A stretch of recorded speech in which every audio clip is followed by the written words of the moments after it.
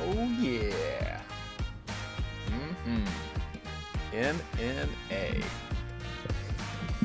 The best. The mixing of the martial arts. I love it. I love when it's going to happen a lot.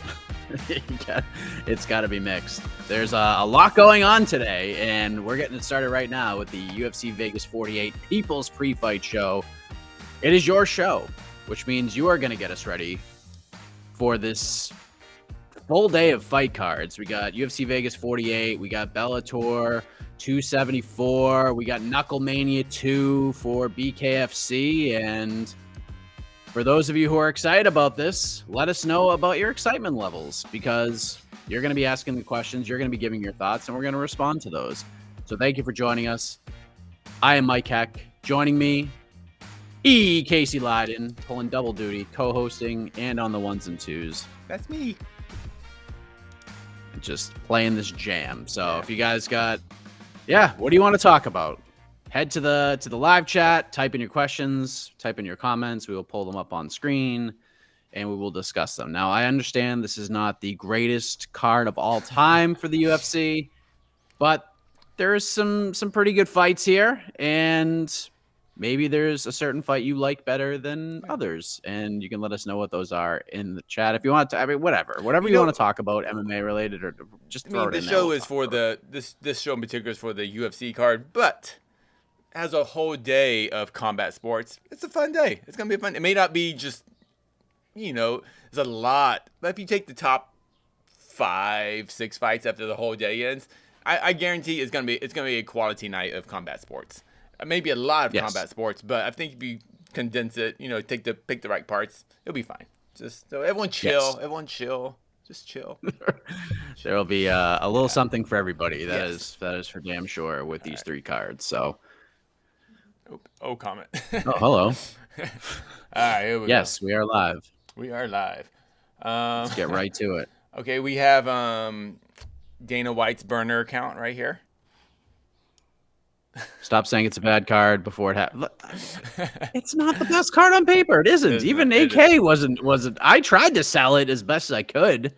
It could end up being a good, fun day of fights. It's very possible. There are some fun matchups. There are some exciting names on the card that are pretty decent sized favorites. So I mean, there's some good fights on here, but we've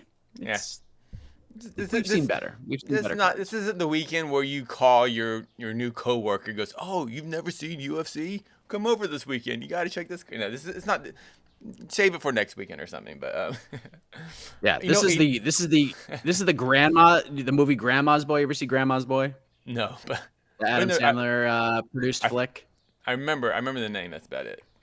It's okay. So the reason you probably haven't seen it is because you probably saw the previews and you're like, "Oh my god, this movie is just not going to be good." And then you see it and it's like, it's freaking hilarious. So this is the Grandma's Boy of UFC cards, where our expectations are not very high, but it could end up being fun. So we'll see. Props to all the fighters. Yeah, no doubt. You know what? We're not paying $75 for this. It's on your ESPN Plus account. It's on your Showtime account. It's $5 to watch Knucklemania tonight, or whatever the normal yearly subscription is. So don't worry. It's having a good time. David Sandine, 7 out of 10. That's a good number right there. Enjoy that. Maybe just for the whole day. For the whole day, yeah. I mean, that's a fair number. Oh, let me answer this question. Get this out of the way. What is that pink thing in your ear? There it is. My ears have been very cauliflowered lately. So if you follow my Twitter account, or even my Instagram, I've been posting some updates on my ear and it blowing up from all the grappling I've been doing. So these are actually magnets. Take them out real quick. Oh, hold on. Let me change the angle. So these are magnets. Yeah. Ow. Oh, that hurts so much. Yeah. So they're little. So Adrian Yanez is wearing. Yeah. So and they just. So after you drain it, you gotta clip it together. And back in the day, they used clothespins, but with modern technology, now we have these super magnets. So I have to keep these on. Jeez, and it really hurts. So, ow. And no, they come in an assortment of colors, but of course I ordered pink. So yeah. So that's what it is. So my ear doesn't blow up, but it is permanently disfigured though. So I just now it's trying to control how disfigured it is. Yes. All right. Now we know what the pink thing in your ear is. It is. Pink things.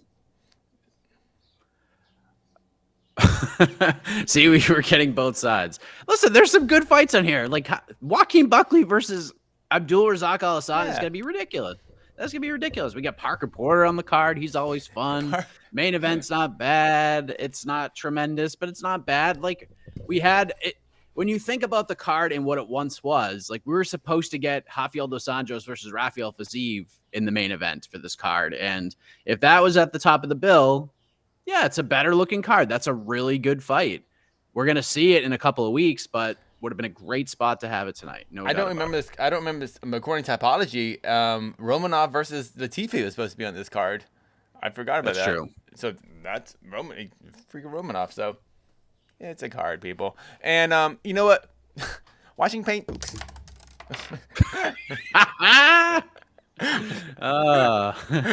ears. Yeah, I'm getting the Figgy Smalls where my earbuds in the ears are. It's becoming more and more a challenge every day.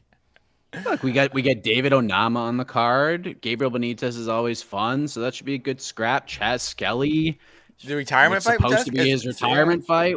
I mean, look, there's fights, and it should be fun. I mean, there's some fun fights on the card. It's not like a complete throwaway. There's some good fights on the card, and we're gonna see some newcomers with an opportunity. Just get some information. How do you watch all this goodness at once? You get so here's how my office is set up. So I'm basically gonna have I got the TV on the wall right up here. I got the desktop right here, and then I got the laptop over here. So yes, I'll have 3 screens going. I think I'll have a TV and a laptop. I don't know, because at some point there will be 3 fights I want to watch at the same time. I figure at some point tonight with Knucklemania, Bellator, and UFC. So, oh man, it's no fun watching more than one fight at once. I feel like I feel like I don't know. It's not. What do you feel when you have to watch 2 fights at once? Can you really watch 2 fights at once, let alone 3? Yeah. Or did you? It'll be very difficult to watch 3. Yeah. So a little peek behind the curtain. Like we all have specific, because there's 3 cards. All of us at MMA Fighting, we have like specific roles. So my job this evening is to cover and recap the BKFC card. So I will have more of my focus once the main card starts for BKFC on that card, but I'll be watching a lot of the UFC before that. I'll probably check in on some of the Bellator prelims before that. Bellator is probably going to be the lone man out just for work purposes, but you know, that's just kind of how the role works today. But yes, you have to have 3 screens. You have cell phone, you can pull it up on your phone. Oh yeah. So lots of things. But I have a feeling after all this happens, this will be the biggest story of the night. Yes. How can we forget about the commander in the corner of Joaquin Buckley? So that's going to be an interesting fight. I'm trying to let me pull up the betting odds for that one, because that's an interesting one, because you got 2 guys, and I know most people look at it on paper as 2 guys who are just going to go in there and just throw bombs until one guy falls. So right now, Joaquin Buckley, according to our friends at DraftKings, is a -155 favorite, plus 135 comeback on Al Hassan. Now we got 2 guys who are in different spots now. Al Hassan was in Texas for a little while. Now he's at Team Elevation, and Joaquin Buckley was in Michigan for a while, hence why the Detroit Urban Survival guys in his corner. He has done a good chunk of his camp at Extreme Couture working with Eric Nixick. And this is an interesting fight because, as we have seen, and if you look down the record of Abdul Razak Al Hassan, if you get him out of the first round, he doesn't win fights. It's just he wins in the via first round knockout, or he loses. He's a home run hitter. That's basically how it is. It's home run or strikeout. Maybe it's different now that he's a Team Elevation. Maybe with the coaches and the elevation, maybe he's able to, and now just being a full-time middleweight, maybe that'll control his chaos a little bit.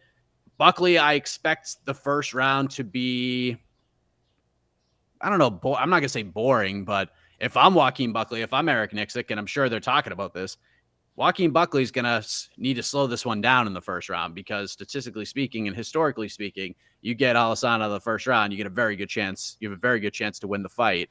So I expect maybe some takedowns from Buckley, maybe some fence work, try to wear him down a little bit, try to extend the fight, and then I could see Buckley knocking him out in the second round. But if you're looking at this fight from a betting perspective, to see a matchup like this and dog money on Alessandro with his first round success, I would not blame you one bit if you wanted to take a dog shot at Alessandro.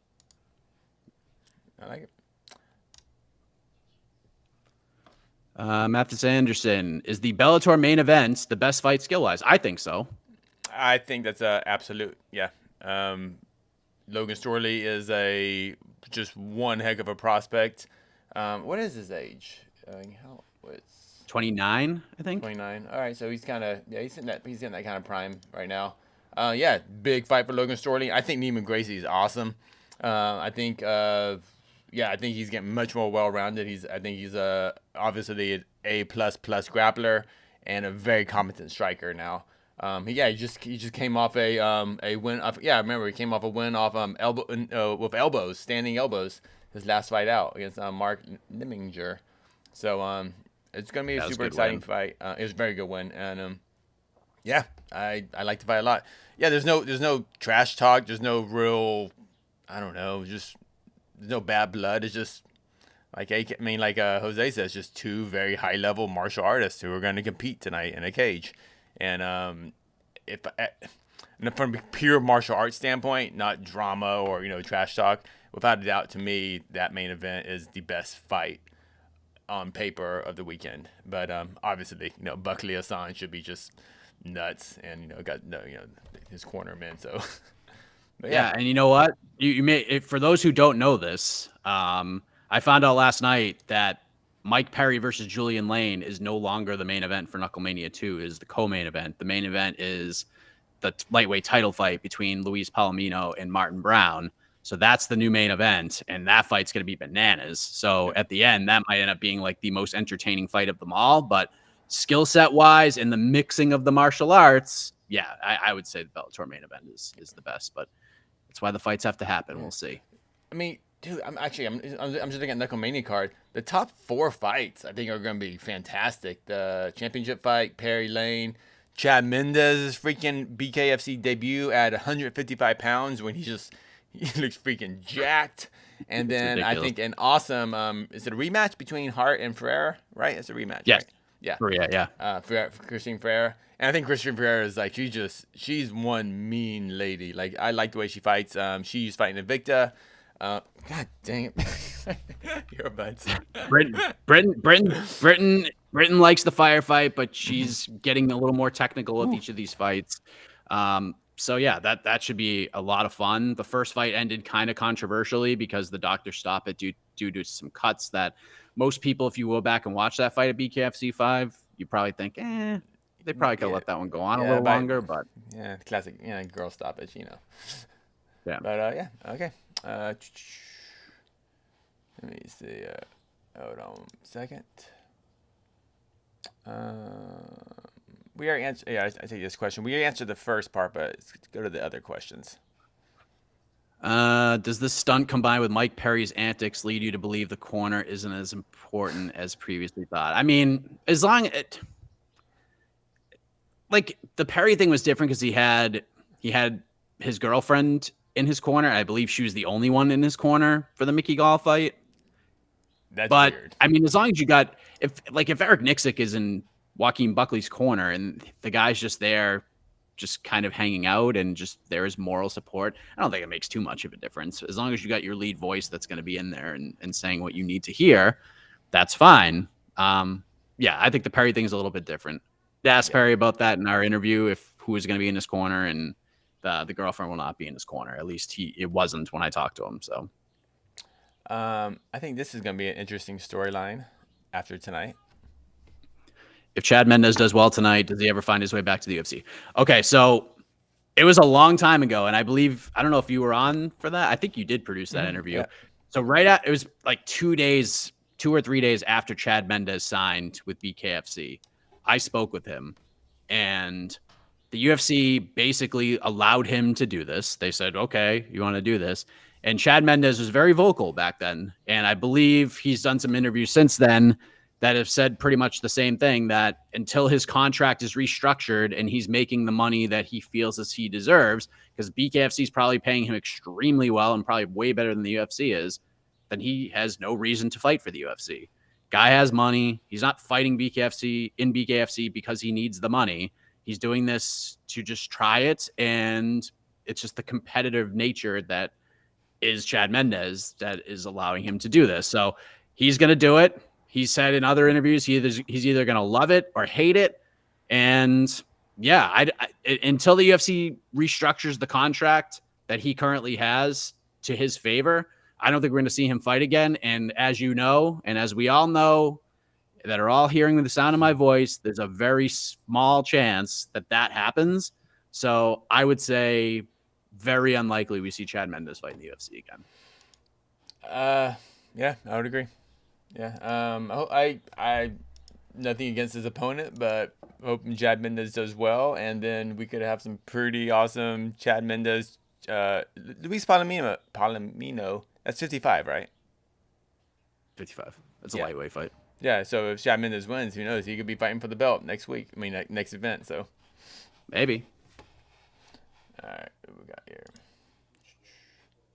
It's definitely a different world in there. I mean, you ask any MMA fighter who has fought in bare knuckle, it's different. It's hard to prepare for it. It's kind of like having a kid for the first time. You can get all the advice you want, and you can hear from all sorts of different people, and they'll tell you from their experience. But until you actually get in there and feel it and see what it's like, you really can't imagine it. Yeah, because you can't really even spar bare knuckle. No. You know, you just can't. So you try your best, wear small gloves, but nothing's gonna prepare you for the trauma that's gonna happen to your hands when you fight.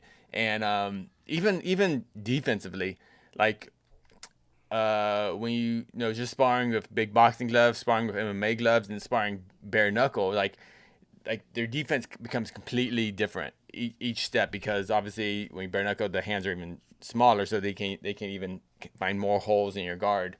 So yeah, it's I don't really know how you train bare knuckle. I mean, you can obviously train to stay in shape and just become a better striker, but the bare knuckle and the feeling on your hands and all that stuff, that's just, you just gotta get in there and just cross your fingers. So yeah, which I think that's what scares a lot of fighters about it too. I think that's why you see, to me personally, I think it's why you see a lot more MMA guys do bare knuckle rather than boxers, because like I said, going from the big gloves to fist, your defense instincts are just completely just don't work. So that's kind of my, even beyond the actual just trauma to the hands. Yeah.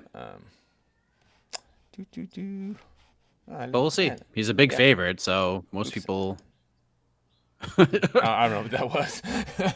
Oh, I mean, Nas Blends. Thank you. Okay, let's do this. You got anything else?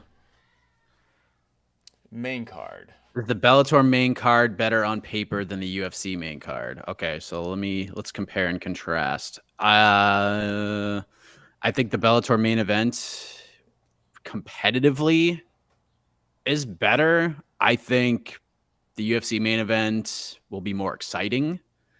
Possibly. Koreshkov Rencounter is probably a better co-main event than Dawkins versus Pickett. Absolutely. Why is Roundtree not in the UFC? Roundtree, how do you say his name? Chance. Rencounter. Oh, why is it? Oh, I'm thinking of. Yeah, he got cut a while ago. Yeah, he got Parker Porter, Alan Bodeau is just fun. Karakani and Piccolotti is a fun fight. Brennan Ward is just a great story. The fact that he's actually fighting again is awesome. He's a huge favorite. I think he's like a -650, so I expect him to do well. And then Davion Franklin is fighting Syed Soma, which is actually a pretty interesting fight to see. It's a good litmus test for Davion Franklin to see how good he's going to be. But you got Jim Miller, Nicholas Mata, I think is interesting, and then Buckley Alassane. I lead in the UFC overall. I honestly, I think it's kind of a toss up because I really enjoy Mandel Nalo. I think Jay, and that's not. Oh, Those is are that main prelims card? though. Oh, prelims. Sorry. I'm just talking the card now in general. Um, oh yeah, Davion Franklin too. He's a really good prospect too. I, I, It's a I don't slight know. lead on the UFC. Yeah, Slightly on the UFC. a little more recognition. Yeah. Yeah. Let me see what we got here. But I actually think BKFC might have the better main card out of anybody. Based, I would go, on yeah, star power yeah. alone, absolutely. It's not even Yeah. close. Yeah, I would agree. Yeah, just where's some deep cuts? What are we liking? Besides the Bellator fight are you guys most excited for tonight? I mean, Buckley Alassane is the easy answer. I'm excited to see David Onama back in there. So I am excited for that one. Jim Miller, Nicholas Mata will be fun.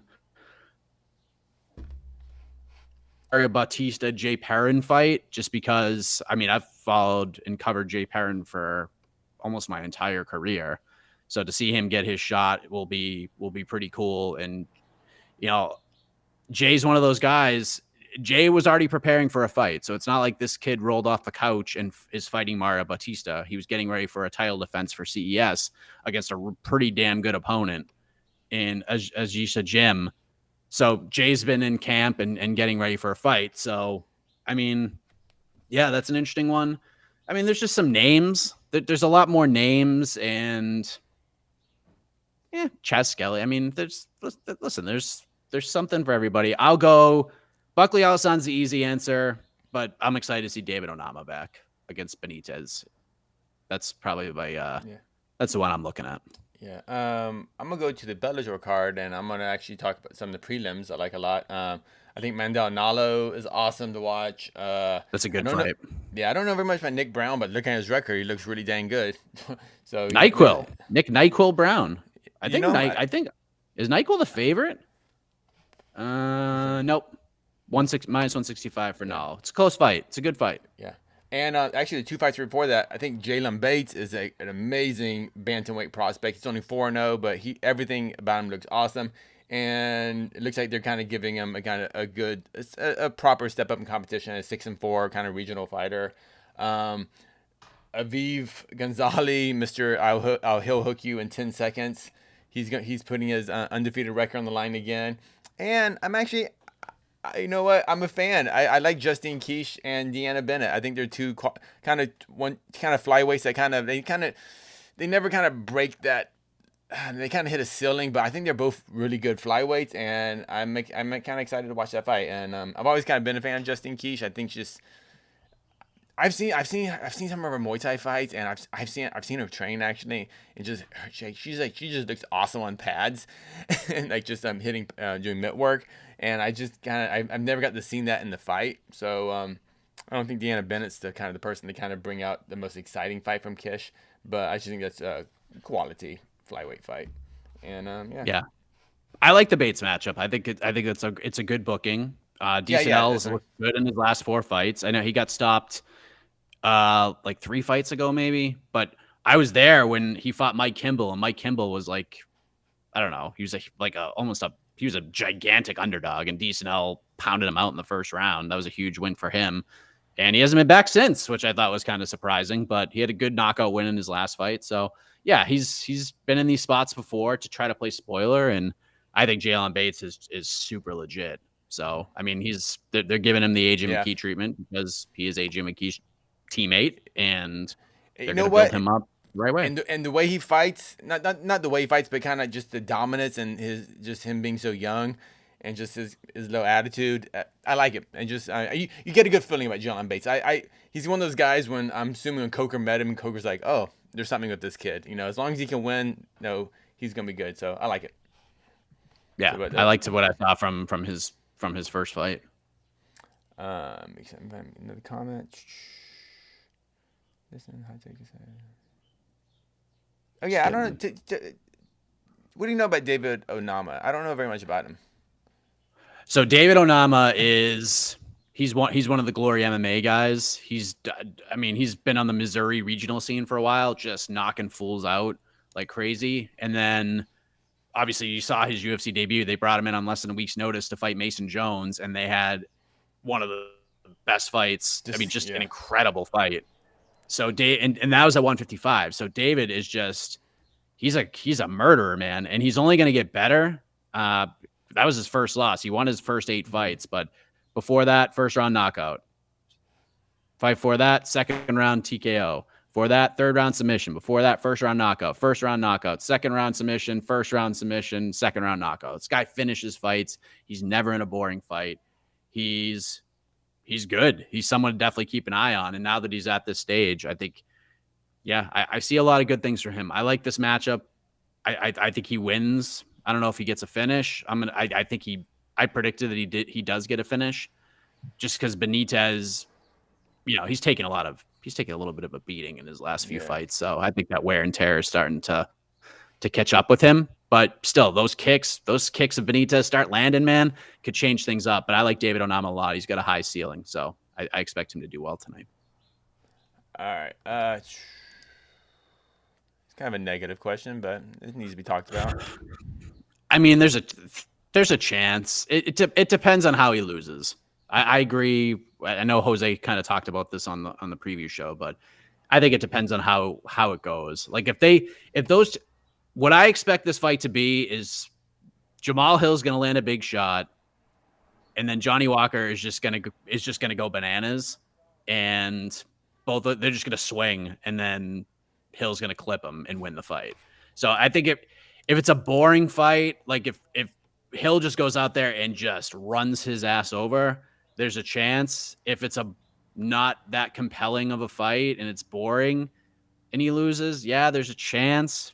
But yeah, I don't know. I kind of have to wait and see how the fight goes before we go that far. Personally, I don't think there's a chance that they're going to cut Walker, unless there's some issues behind the scenes where they don't like him or something like that, something weird. But just from in-cage performance and the potential he has, and just he moves the needle in a sense. Like, people are excited about Johnny Walker. I've seen more questions about Johnny Walker than the guy who's a favorite in the fight. I think people are just still hyped about him, and they kind of. I would hate for the UFC to give up on him, even if he loses tonight. He just seems. He just has that it factor. And outside of the Corey Anderson fight, and that's freaking Corey Anderson. I have Corey Anderson in my top 5 in the world right now. So him losing to Corey Anderson quickly isn't like a horrible thing. So it was just bad matchmaking. Yeah. It was way too much too soon. And I wonder what we'd be talking about if they went a different direction. Like, he had 3 quick knockouts, so let's just throw him in there in New York against Corey Anderson and MSG. I bought the hype because I'm looking at my prediction. I'm looking at my predictions for that fight. I picked Johnny Walker by first round KO, and clearly that was way off. Look at that. This is crazy. And I'm looking at the Tapology predictions. 85% of the people we predicted Johnny Walker would win that fight over Corey Anderson. So it's what have you done for me lately? Yeah, what have you done for me? Yeah, but I think Jamahal Hill's so good too. Yeah, good fight. I don't know who who do you think this helps out, this being 5 rounds? I actually don't know. I don't think it really helps either of them. Walker has the experience, but he didn't look good in his 5 rounds. But at least he has that experience of fighting 5 rounds. I don't think Jamahal Hill has ever fought 5 rounds unless it was like pre-UFC. Yeah, this is his first main event, so I don't know. I don't know if it really favors anybody. It just depends on. We'll see how that first round goes. Because if Hill lands a big shot and really hurts him, and goes for the finish and can't get it, then things could get interesting down the stretch. I think Walker can kind of not rest in his laurels, but I think he can compose and make the fight his and slow things down and make it a little more technical. But I don't think anybody wants to see that kind of a fight. I don't think the UFC wants to see that kind of fight. So I won't say he gets cut here, but there's a chance. Like, if it's a boring fight and Hill wins a decision or something and it's not that great, maybe. But I would say I'm leaning more towards the no. On that one, despite his record. Yeah, I think Johnny Walker's, regardless, you keep him around. Even if he loses to Hill, he's an exciting fighter. You just throw on anywhere in the card and put him against, not just other 205ers that aren't, future contenders. How we doing in the broadcast? It just turned on, so we got time. Cool. We'll keep going. We'll keep going until we see guys walk. Let's talk about next week a little bit. What are your thoughts on Bobby Green stepping in on short notice against Islam Makhachev? How does that fight play out? Bobby Green is a G. The guy's the man. I respect the hell out of what he's trying to do, and we talked about this on BTL. I completely agree with Jed Meshew. This is a star-making potential moment for Bobby Green. I think he's on the cusp. And if he can somehow go out there and upset Islam Makhachev, holy cow. You strap the rockets to that guy and just push him to the moon. You give him a massive fight next and just ride this wave. So I don't think that happens, but I actually think this is really good for Bobby Green because he has very little to lose here. He's got nothing to lose and everything to gain. This is a great opportunity for him. And if somehow he could stay on his feet and strike with Islam Makhachev, the longer that happens, the better chance he has to win this fight. Not saying Makhachev can't strike, because he can strike a bit too. But if Bobby Green starts getting off and getting comfortable and can avoid being taken down, which is easier said than done, he's got a chance to win this fight. Unfortunately, it could be a rough night for him. I have a feeling Makhachev will probably win, but yeah, if he can go if he could go the distance, that'd be a huge. Then there's not a lot of moral victories in MMA, but that'd be certainly a moral victory. But yeah, I like Makhachev to win, but Bobby Green's in a great spot either way. I know it's different circumstances because Bobby Green isn't necessarily coming. He didn't have a fight prepared, but it kind of has a little bit Habib Al Quinta kind of vibes to it. It's like, well, if he just survives 5 rounds, then and Al kind of became a bit of a legend by losing that fight against even with a loss to Habib. But real quick, yeah, Bobby Green's G. Let's give some credit to Islam Makhachev too. This is a giant risk, and against a completely different fighter. Dude, like Beneil Dariush, and like you've been training for Beneil Dariush, and now you're gonna switch to Bobby Green with essentially no real training camp specifically for Bobby Green. So that's just, yeah, that's a very tough matchup. The style change for Makhachev. So we got Anik, Cruz, and Felder on the broadcast, for those wondering. So we got I don't remember seeing that trio very often. So we'll see how that goes.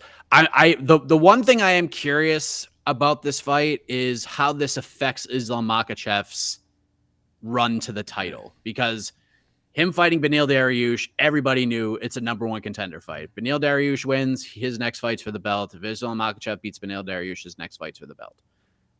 Are the stakes the same for Makhachev, in your opinion? Like, if he goes out there and beats Bobby Green, is he still the next guy? I hope so. I hope the UFC treats it that. I hope so, because like I said, Bobby Green's obviously coming in with a lot of disadvantages because he didn't have a full camp and he's just coming off a fight. But Makhachev is training for a very unconventional MMA striker and someone stylistically on the other side of the spectrum than Dariush. And we know how good Bobby Green is when he kind of can fight at his full potential. So I would hope Islam is treated the same way with a win, getting a potential next title shot. But it's the UFC. It's the UFC's call. But they seem like to make Habib happy. So and you'd have to think if Makhachev's team is negotiating with the UFC on whether or not I should take this fight, you would have to think a big sticking point would be, okay, fine, but if he wins, he still fights for the belt, right? And if the UFC says yes, let's do that, then okay, we'll fight him. So I would say this doesn't affect too much. I agree. 10 wins in a row. How can you not give him a title shot? Yeah, and he beat Bobby Green. Now, if he wins if he ekes out a close fight against Makhachev, if Makhachev gets a close victory against Green, it doesn't just demolish him. That might sour the deal a bit. I hope not. But yeah. But I'm not looking forward to. I'm not looking forward to all the fans going like, "Oh, you beat Bobby Green. Why did you get a title shot?" I'm not.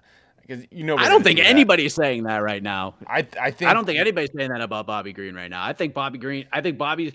What's going to be interesting is how much support Bobby Green is going to get getting into this fight. But people were saying that about Al Quinta. Like, oh, Al Quinta. Well, you can't even finish Al Quinta. I mean, I'm just saying. I don't believe it, but I'm not looking forward to reading kind of trolly comments. You know, I know we're gonna get those from. Yeah, I hope this does not happen. All right, we could take one or two more. We're about to get the opening bout: Mario Bautista versus Jay Perrin. All right, but I like that fight. Kudos to both guys. This is I mean, if we had lost that main event, the card. They saved that card. Completely saves the card. That next, what was the? I'm curious. While you're pulling up the question, I'm curious what the main event would have been had they not pulled the trigger on this one. It was not good from what I remember. Let's see what the co-main event is right now. It was Misha Serkinov versus Wellington Turman. That's the co-main event right now. That would have been the main event of this card. Yeah. That's a fun card. I mean, next week's card is actually pretty good. We got Sarukian back. We got some good fights. Here comes Jay Perrin making the walk. All right. I think we're going to get anything else? No, we're good. I think we're good. Okay. All right. Okay, so we got a fun day of fights ahead of us. It's only 4 p.m. Eastern, and we're getting some UFC fights, so that's great. Bellator prelims kick off 6 p.m. Eastern. You can watch those over at MMA Fighting. BKFC prelims kick off at 6:30. You can watch those for free on YouTube. And then you can watch the BKFC main card at 8 p.m. Eastern. Bellator's main card at 9 p.m. Eastern. And then before all those, the UFC's main card on the same channel you're watching right now, 7 p.m. Eastern. And we'll be back at the end of the night to recap it all. So for Casey, I am Mike. Enjoy the fights, everybody. Let's have some fun. Stay positive. It's going to be a good time. Great fights tonight. All 6,000 of them.